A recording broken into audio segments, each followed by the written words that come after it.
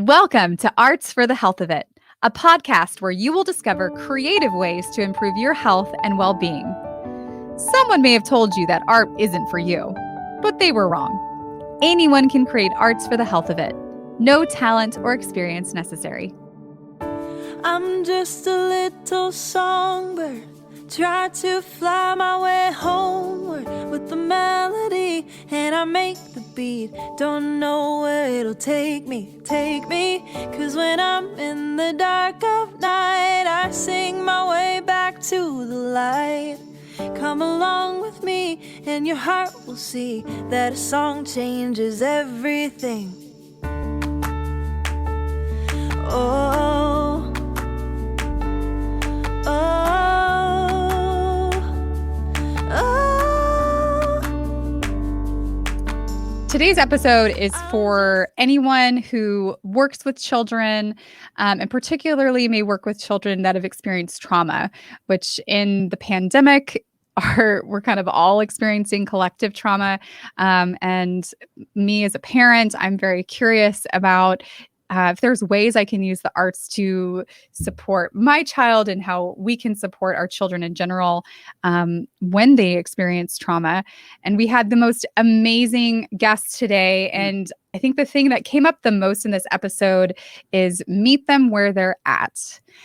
I'm your co-host, Constanza Rader. Oh, I'm Richard, your host. Richard Wilmore. I think I said that already. And this is Winnie, if you're watching. And if you're not, you should be. Our third co-host. Yes. Winnie the cat. Co-host. She needs her own camera. Here on the Arts for the Health of It podcast. Yes. Go ahead. Oh, I was going to say, when you were talking kind of about who it's for, I think it's also for people who, if you ever were a child, like, yeah, Lauren talked about that, one of our guests, about kind of working with her kids and then dealing with her own stuff sort of through that. And if you didn't deal with it as a kid and you haven't dealt with it as an adult, and then suddenly your kids are, yes, it's still there. It doesn't just go away. Yeah. So. Yeah. This was such a fascinating episode. Lauren and Yadi.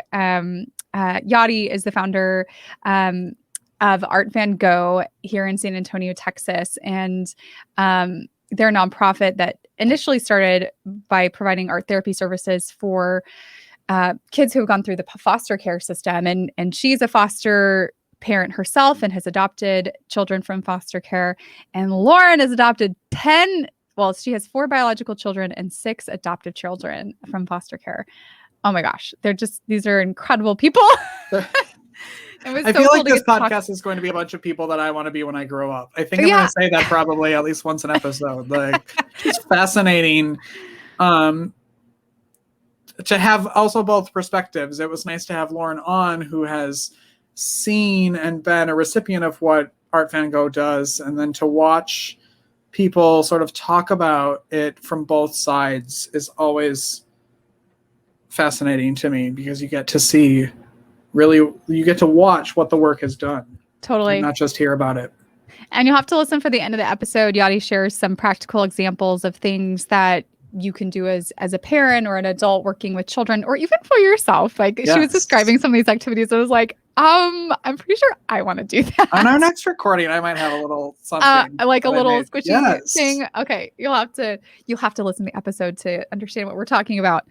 But Richard, you want to tell them a little bit about our guest today? Yes. And bonus that the projects she talks about are really cheap. So to do. So I think that's great, because some people get really scared when they think about art because they have to spend all the money, and you don't have to spend money. She talked a lot about things you can get at the 99-cent store that we won't name here because they're not a sponsor yet. But Yadi is a board certified art therapist, and she's the founder of Artvango Therapeutic Services, Inc., which is a nonprofit organization in San Antonio which offers expressive forms of therapy to children affected by abuse, neglect, and trauma.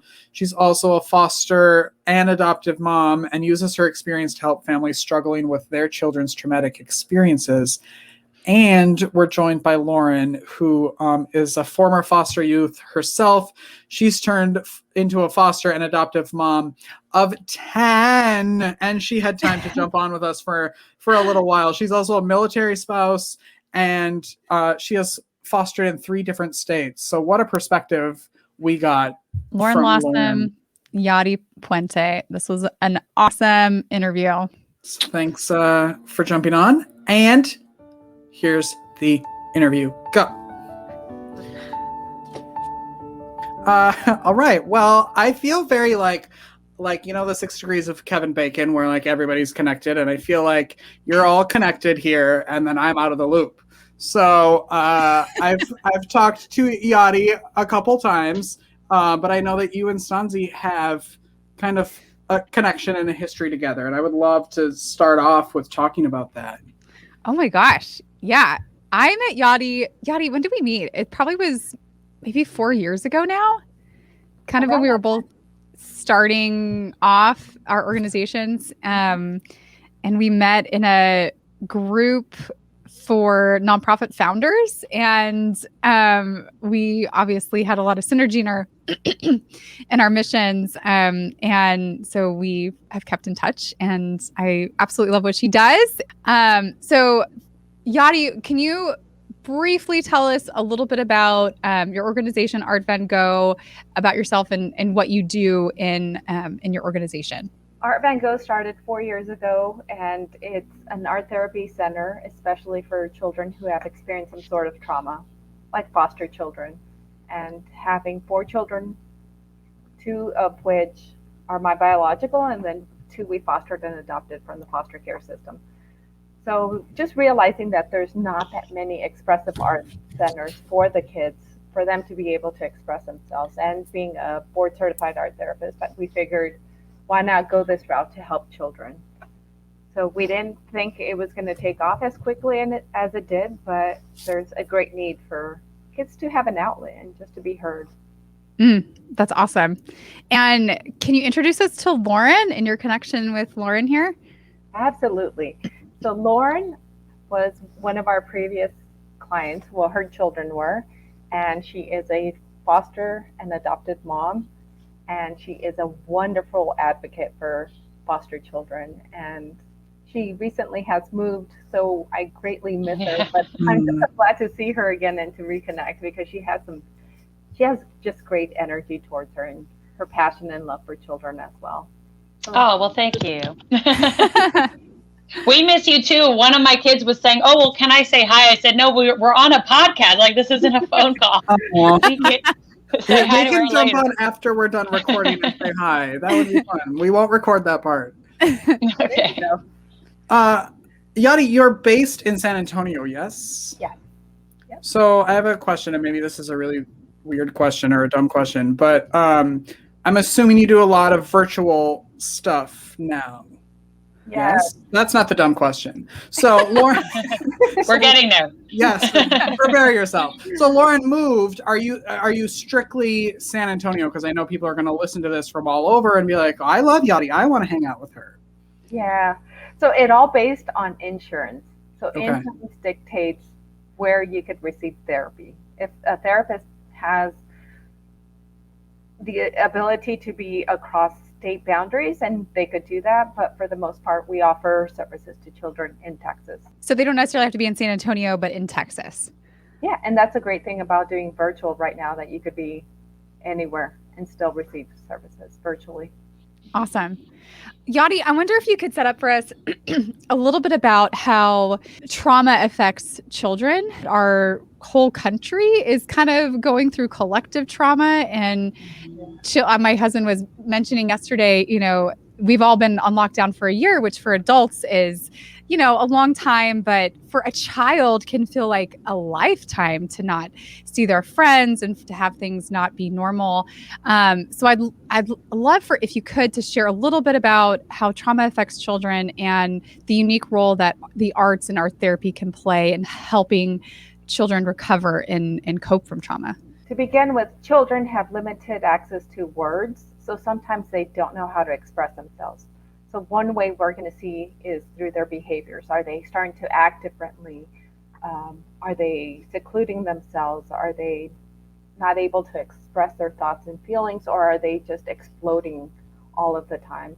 So trauma could show itself in many different ways, and especially with school-age children, you'll be able to see like ADHD, because a lot of times trauma will mask itself as that.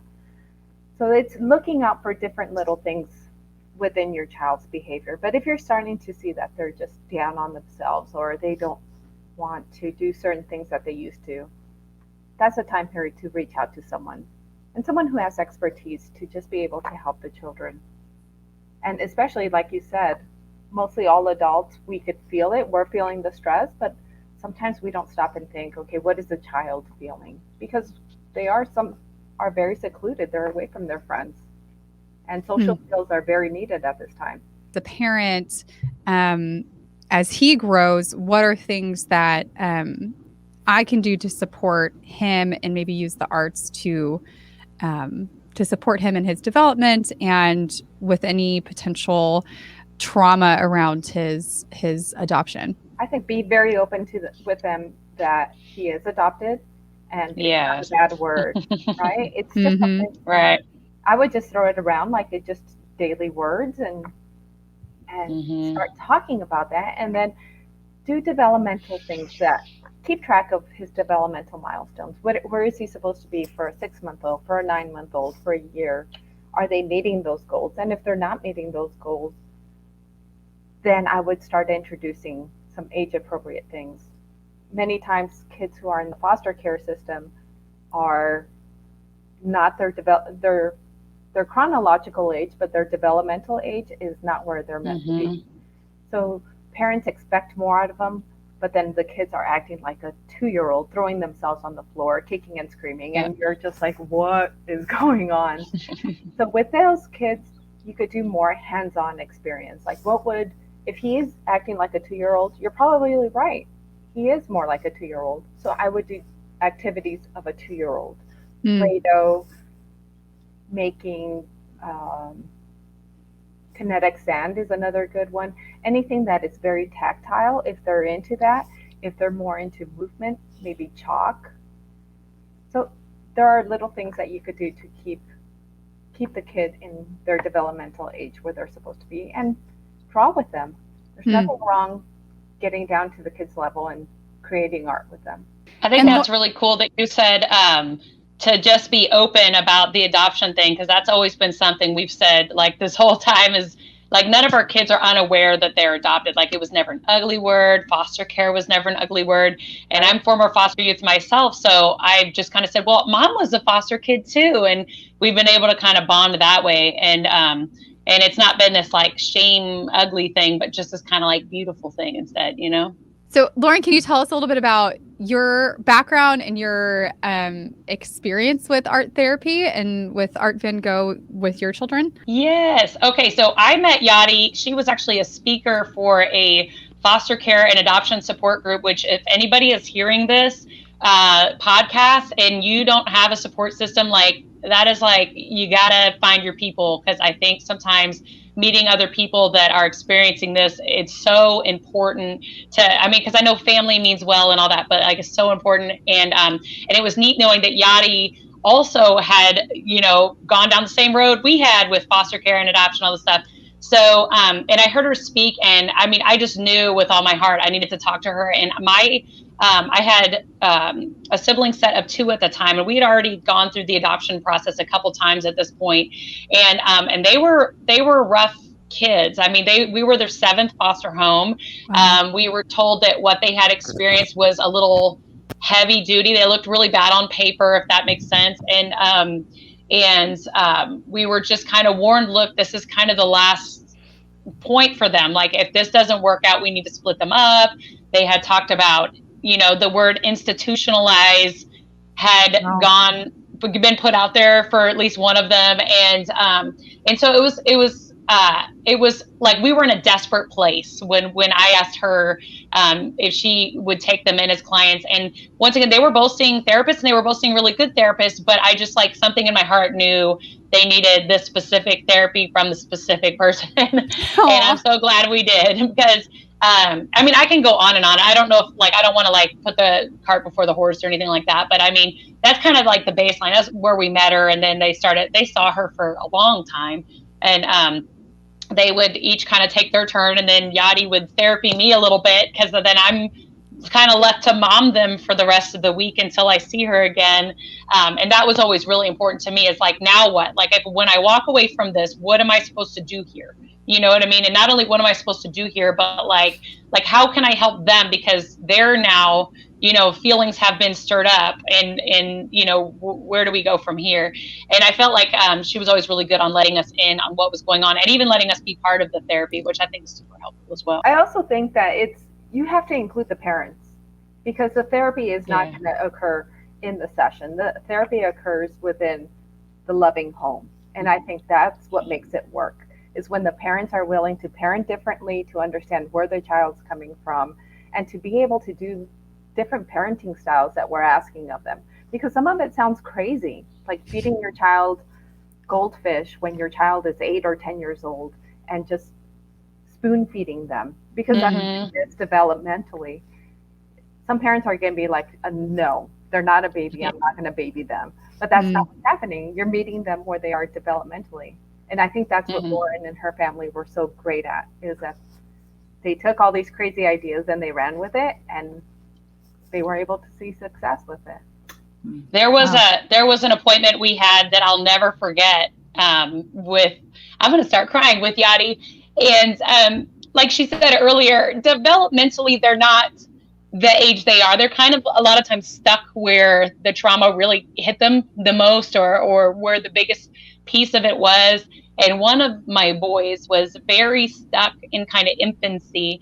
And there was an appointment we had with her where she had me hold him like a baby, and we were looking in each other's eyes. And this is awkward for me, because I mean, I come from trauma too, and I'm not a physical affection person. So way out of my comfort zone. But I mean, it was such a bonding moment for us to hold him like an infant, and he accepted that moment. He needed to be an infant in that moment. He needed that. And that was so special. Wow. That's really powerful. How has that been, Lauren, helping your children walk through their trauma? I assume, and you've already mentioned that it kind of intersects with elements of your trauma. And how has that experience been for you personally? And then how has that been being able to help them find resolution, or at least some form of healing? I think it's been neat that a lot of our stuff parallels, and even when the trauma is not the same, some of the same impacts of shame or guilt or just heartbreak or any of the grieving, these are things I've either experienced, or even as an adult, that I'm still working through myself.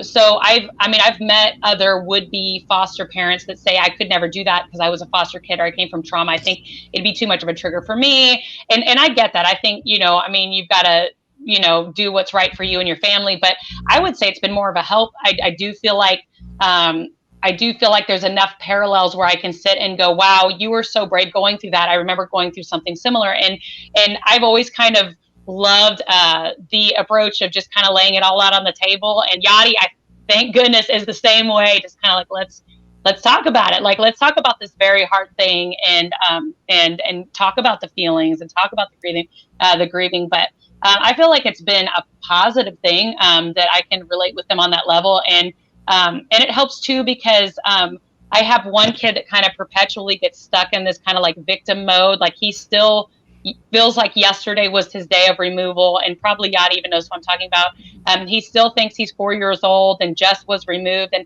so he's really struggled to kind of move past that point, but reminding him that he's, he's not a victim. I've been there too. He's been there. We've both been removed, and we got this, we can do this together, and that kind of thing. And experiencing some of that with him. So he gets that he's not the only one who's been through it. He's got brothers and sisters and mom and that kind of thing. So it's been neat. What shifts have you seen in your children because of the art therapy? And are there elements that you continue to incorporate in your family because of that?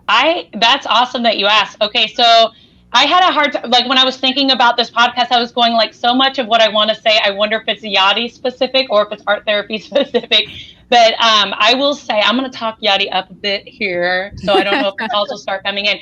But I'm telling you, so whether it be from the art therapy or that it was Yadi, I don't know. But I will say their particular case, their guardian ad litem said to me one time, she said, this is the single hardest case I've ever worked in my entire career. And she'd been doing it for a very long time. Mm-hmm. And she was actually one of the guardian ad litems for one of my previously adopted kids. And I mean, I would watch her in court go in for case after case. So this was somebody seeing a lot of kids.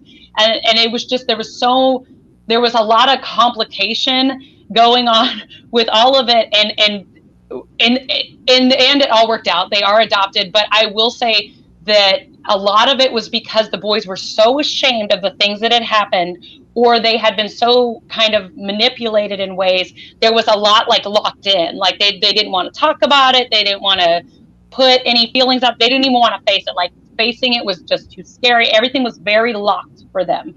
So they did go to therapy, and once again had great therapists, but they stayed fairly locked. They didn't want to kind of like let any little piece of that out at any point. And then when they started saying Yadi, it was like all of a sudden, like the doors just opened. And sometimes that looked awesome and like, yay, progress. And sometimes it looked like them leaving the office, storming out and going, I'm never going back there, just because they knew that it was like, oh, it's time to get real. And sometimes, I mean, I tell you, I would any day would have rather them. I loved that. I was like, I need this to get real, because I always tell them those like little monsters, like when you're like little, they get bigger and bigger. And then you turn into like a 40-year-old like me with these big monsters if you don't deal with them. And so it was very important that they kind of came unlocked. And I think, them sitting there and getting to do art and getting to be kind of like almost like vulnerable on the slick, you know what I mean? Because like they got to express themselves, but in this like really non-scary way, kind of helped kind of like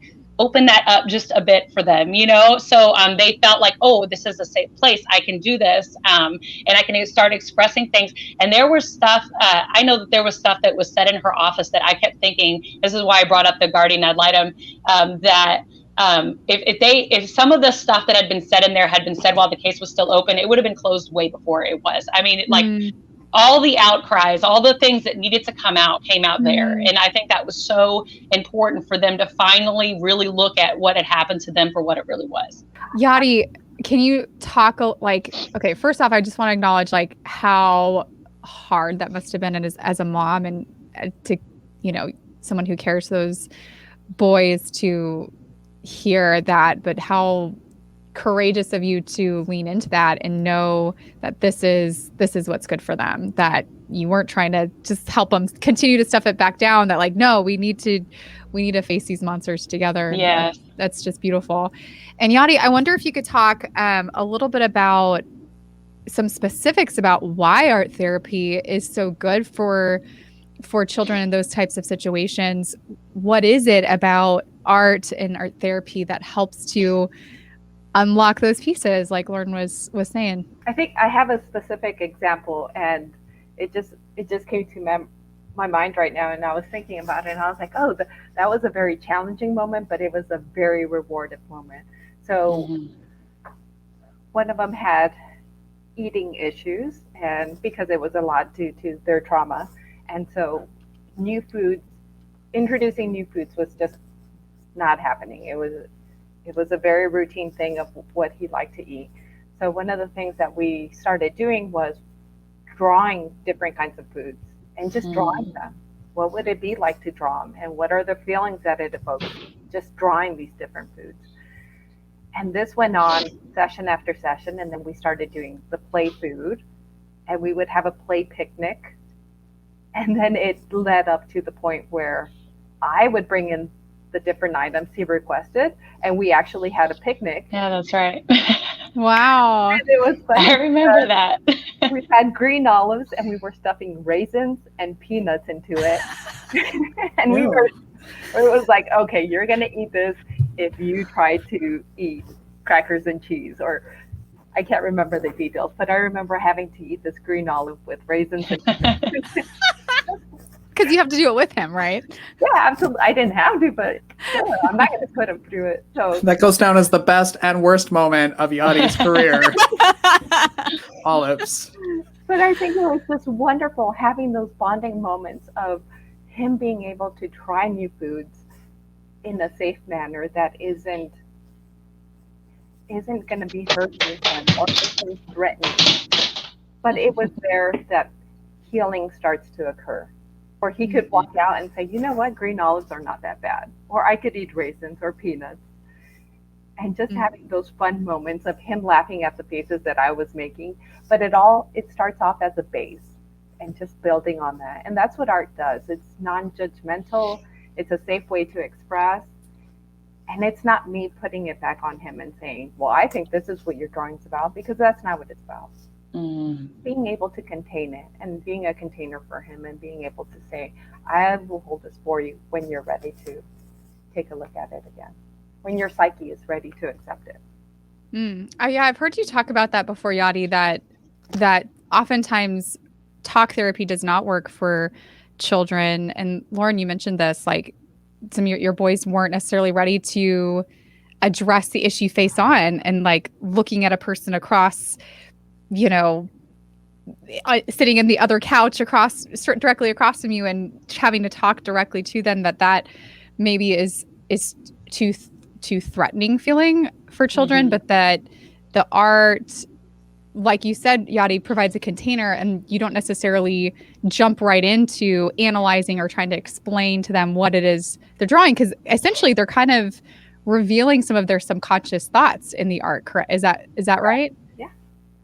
So then your process is trying to gauge, if I'm understanding right, provide the container, and then as they kind of let you know in a way that they're ready to talk more directly about those things that they've already created art about. And sometimes the art might be filling in the gaps developmentally where they were at, like creating cloud dough.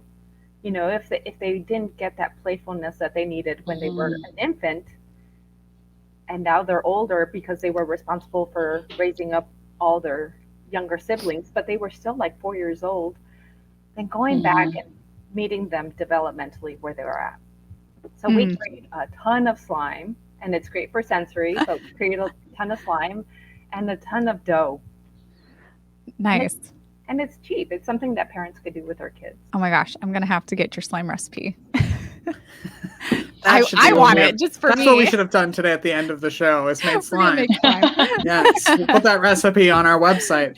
Yadi, where does all of this knowledge come from? Can you talk a little bit about your history and how Artvango kind of came to be, and why you thought it was time?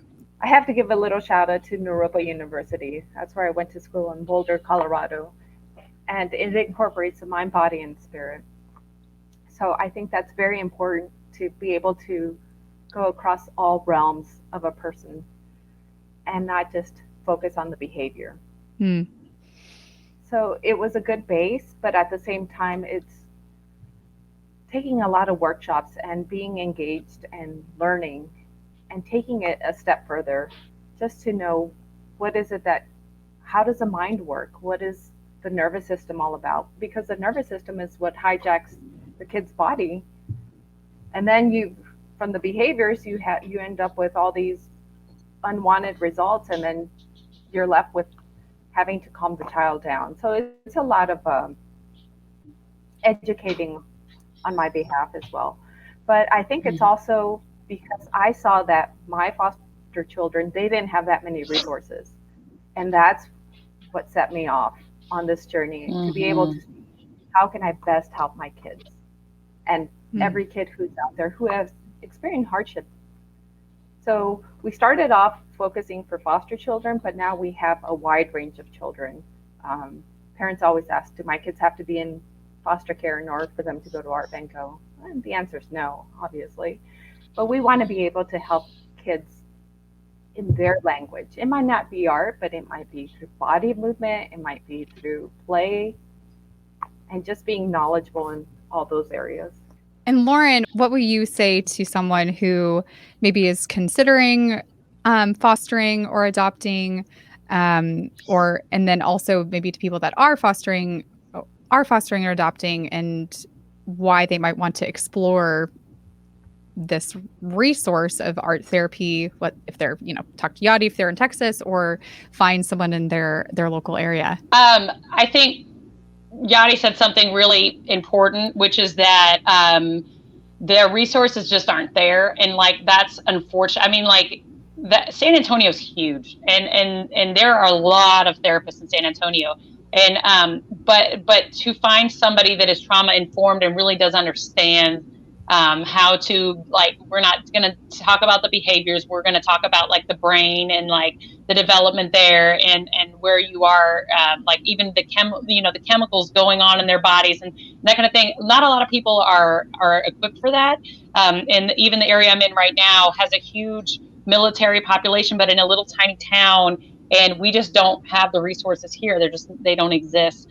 So I think the help is there. It's hard for people to find. And if you are looking into foster care for the first time, and you've heard any bit of some of my boys' story and it's kind of like freaked you out, I would say the good news is there really are resources out there. They're sometimes hard to find. Like, you're going to have to do some legwork. And I think it's okay to try a therapist and say, maybe this isn't working, and try someone else and not feel so locked in, if you can. And I would say if you're already a foster parent, like, I just can't even imagine having a foster kid and not doing therapy. And I can't tell you how many foster parents I meet.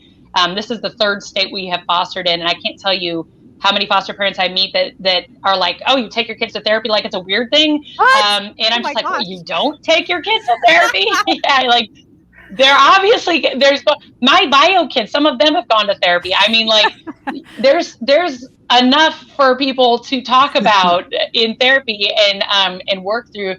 So I think it's just so important. And it's not like, these kids aren't doomed to, just be out of control or whatever, misconceptions people may have, especially for older kids, or like my boys, they were a bit older and once again looked horrible on paper, but the resources are there. You just have to find them. And I think of a story with my oldest of the two boys.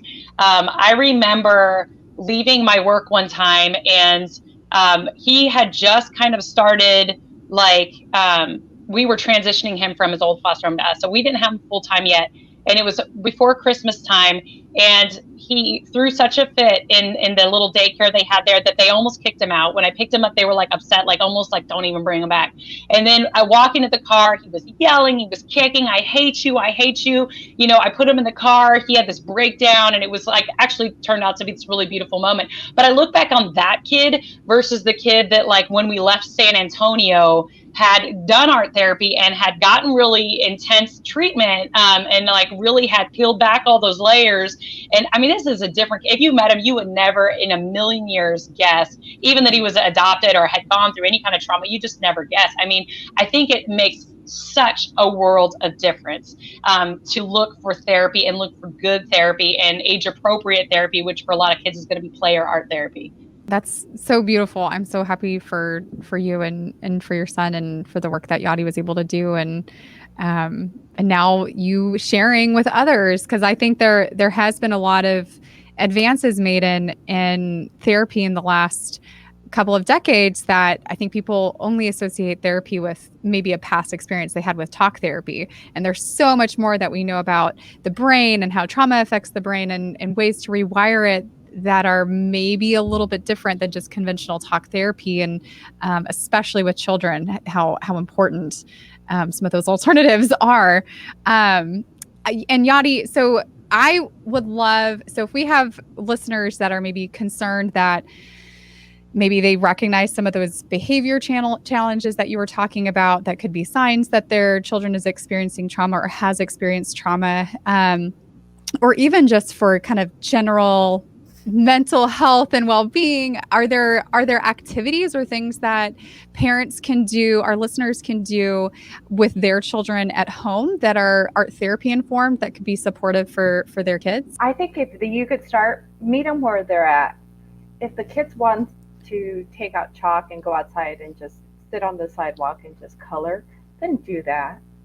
There's simple things that you could do with your children. It doesn't mean that you have to pull out a canvas and start painting.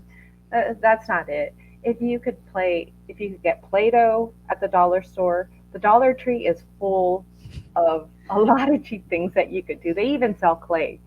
Oh, so wow. I would even go there and just buy some stuff. This is not an ad. But it could they be want Dollar to sponsor. Tree. They could be. Dollar Tree. Cornstarch, coconut hair conditioner. Just those two ingredients. Mix those and you have cloud dough. Ooh. Add a couple of... Hold on. Say that again. I need cornstarch. A box of cornstarch, which is 89 cents. And let's say coconut hair conditioner. That's also the cheapest you can find is 99 cents. Okay. So for $2, you have this easy recipe that is going to create a sort of Play-Doh, but it's called cloud dough. Add some food coloring into it. Divide it into several balls. Add different colors of food coloring. And it's the easiest thing you could make with your kids. And it doesn't stick to their hair. It doesn't stick to their clothes. No, I like that. It leaves your hands really soft. So it also, the sensory, it's also touch. It's also smell. So it hits different sensory issues, which is the thing that you want to work on. And it's very calming.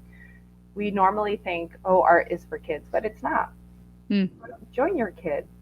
Get muddy, get dirty, plant, use petals off of a flower and create dye with that, and then maybe paint with that. Doodling. Doodling is another easy thing to do with your kids, just when you're talking on the phone or when you're having a conversation with them, just doodle.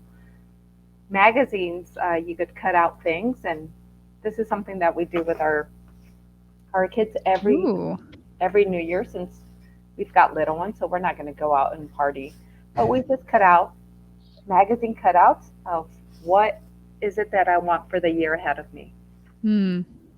That's beautiful. So we put it into a visual element, but something that I am very proud of my COVID quarantine time is that kids have taught me how to do ninja stars out of origami paper. Oh, cool.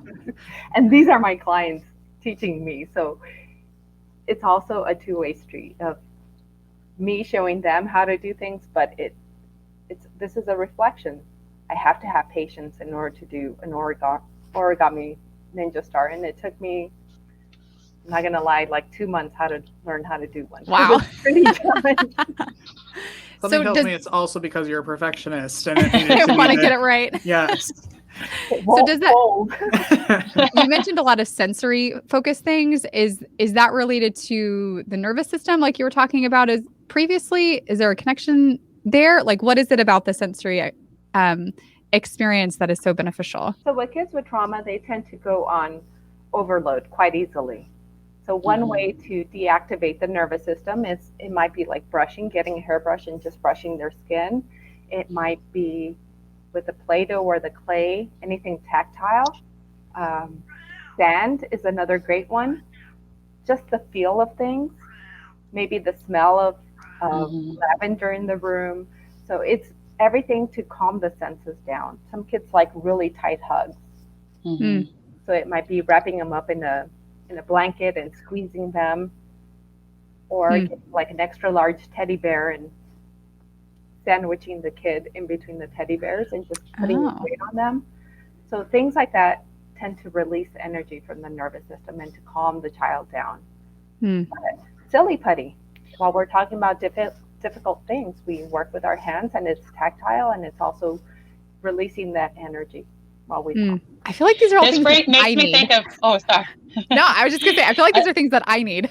I know. I was like, we need to start having that here for this. Yes. While we're talking, right? There are two things that popped in my mind from her talking about sensory stuff, which is that we actually, two things that still happen. She would send my boys with like these little things of like smell good, like maybe they'd have an oil on it or something. Or one of my boys has this stuffed monkey that is life to him, and he still has that monkey, if you're wondering, here years later. But putting a scent on that when he's having a real hard time, because that's his calming thing that he always goes to. And that's something that's always stuck with him, is that smell. And then also she uses this kind of gong thing. I actually have it. It's across the room. It got moved when Rich was trying to, she has it right for breathing. Yes. And so my boys, when they hear the gong, they know, everybody goes, belly breathing. Oh my gosh. Okay. Can you show that? Can you show us that? Can you demonstrate that, Yadi?